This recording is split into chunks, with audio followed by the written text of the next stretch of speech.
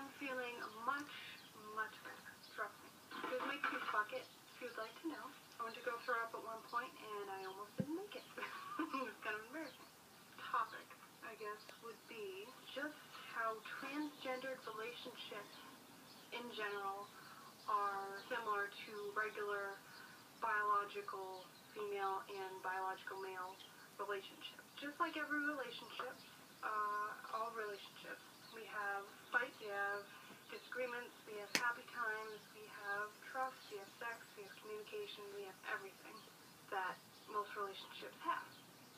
Not really much different. Differences are things like, we didn't even know the name of it before, but we thought it was just like depression. Turns out there's a name for it, dysphoria, where they feel, transgendered guys, trans guys, FTMs, whatever you want to call them, will feel uncomfortable in their own body.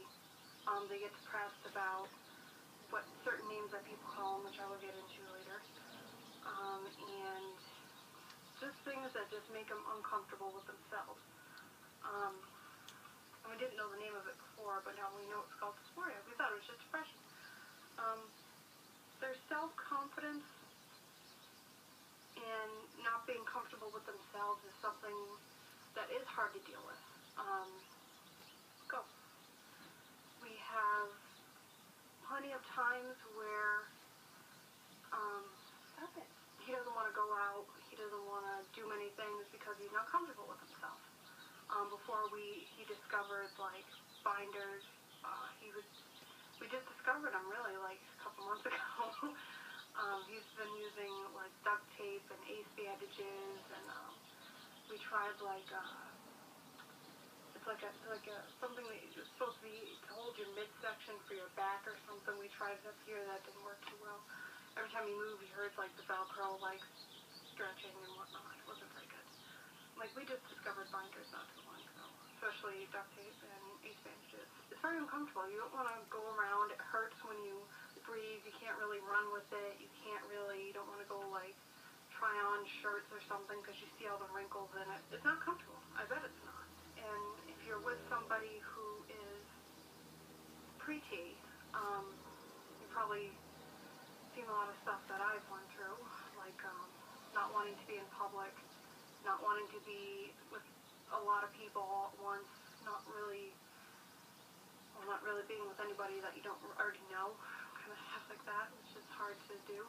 And the reason why he didn't want to go out into restaurants, public places, people he doesn't know, is because he was afraid that they would use the wrong gender pronouns, like the S word. And second that they mention that, sometimes I don't hear it right away, and he'll catch it, and then he'll tell me about it, and I'll be like, when did they say that? And I'll be like, oh, they said that. I'll be like, no, they were talking to me. And like, we get confused, and then we get upset, and then he got upset, and then I get upset, so everybody's upset. Know that deep down in yourself that you are male, everybody else calls you female. Like, that must be very, very hard for Chris. I try to put myself in his position a lot.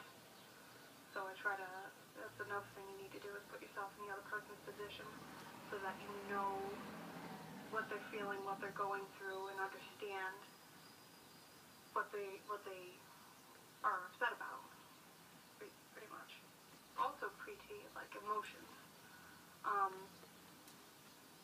Not only being young, having a lot of hormones in you, being very emotional, you are now being very emotional with hormones, pre-T, and you're very uncomfortable with yourself.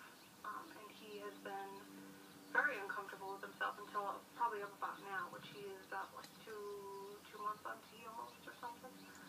And he finally feels comfortable with himself. And I feel comfortable going out into places now because we're both just very comfortable with each other. Oh, something that might be different is past relationships, which I thought of this the other day. Depending on the past relationship that your boyfriend went through before you, if he has had any other girlfriends, depending on those relationships, that builds up the type of relationship that you will have. And what Chris had before was a very unhealthy relationship with somebody who he was with for quite a while, where she pretty much told him, why would you leave me? You have nobody else to go to. Who's going to want you? Shut him away from his friends, shut him all down, like, don't talk to this person, I don't want you talking to this person, like, that's very unhealthy. He kind of brought in some of that relationship. He kind of got used to that relationship, like, until we had a very large argument and pretty much saved our relationship. And communication is a very good thing that you need to have. If we didn't communicate that one time, we wouldn't be together right now. And we've been together for almost 5 years now. So also, if you're in a very unhealthy relationship, obviously get out.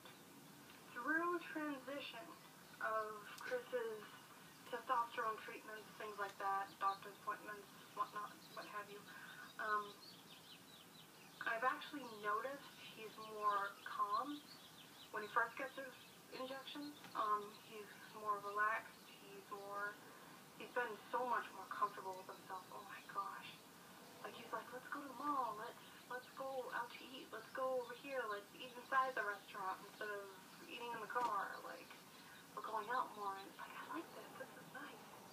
And I just can't wait till he finally feels so comfortable with himself and gets his upper chest surgery so that, like, he can just, like, relax.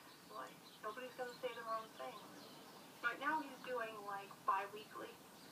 And the first week, it'll be like, you know, alright, we're pretty good.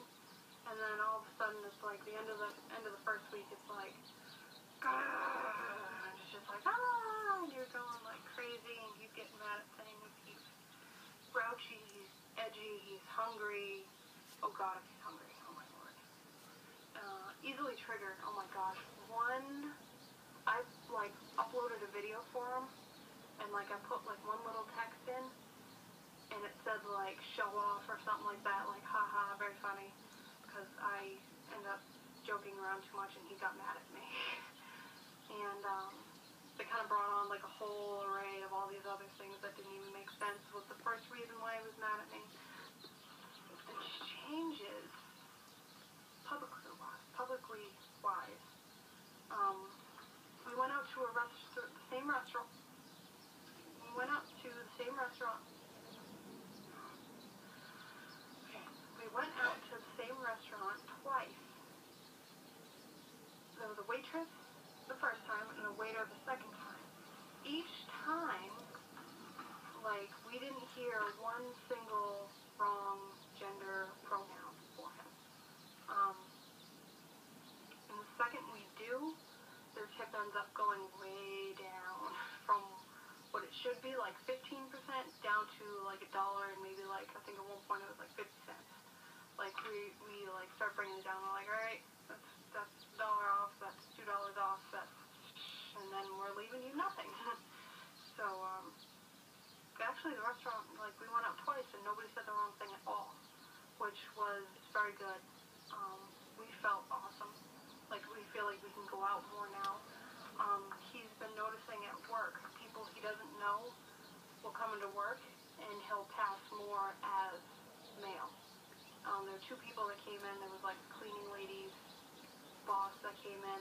Another thing that might have actually helped his overall appearance, but we went out to Aeropostale because we love Aeropostale. He's got pants that fit him better, make him look taller. He's got shirts and everything that end up slimming him down, and it looks really good. I'm on my video.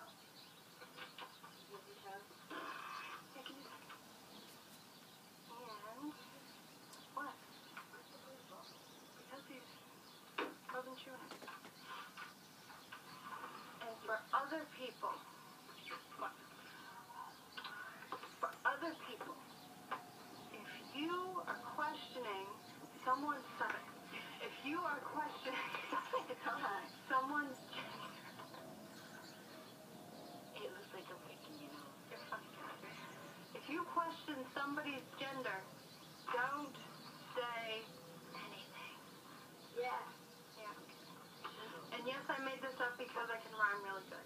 No ma'ams, no sirs, no hims, no hers, no he's, no she's, no girls or anything like that, if you're not sure of somebody's gender,